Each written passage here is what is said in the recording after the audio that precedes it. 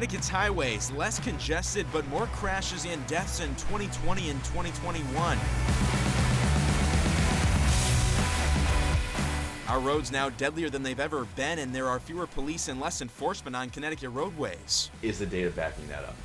Absolutely. So we're seeing record number of fatalities over the past 4 months and actually over the past 3 years. Reckless driving a norm now, especially on highways. We've caught on camera numerous vehicles weaving in and out of lanes, and it's caused horrific accidents. On an average year, the state witnesses 300 deadly crashes.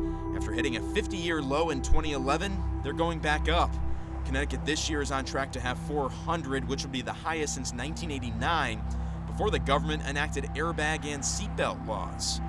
Experts say speeding is the biggest factor for the rise in traffic fatalities. Vehicles traveling in the 85 mile per hour range has really almost increased by a factor of 5 in some areas.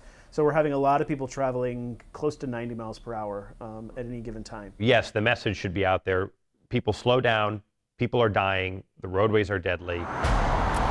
We got to get more police out there stopping cars who are driving recklessly, and the public needs to see a police presence. They need to see police on our highways. But state police don't have the numbers. Troopers decreased by 30% since 2019. State police did not respond to our request for an interview, but Barone showed us data on all traffic stops they did for the last 3 years.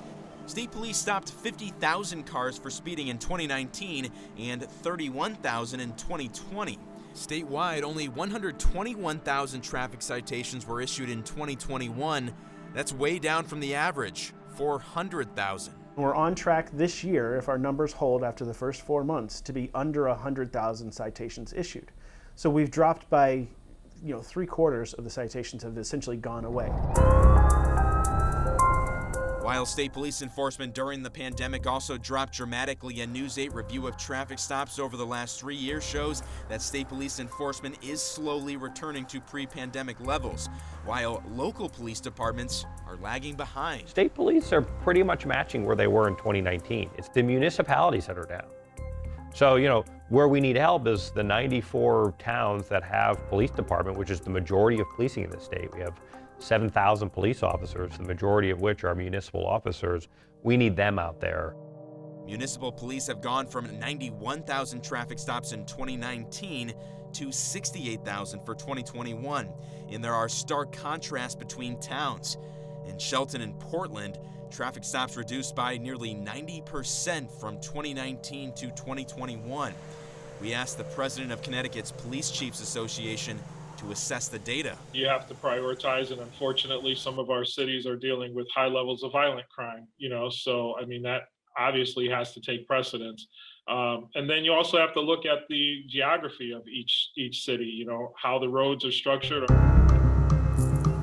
Studies show narrower roadways can psychologically get drivers to slow down.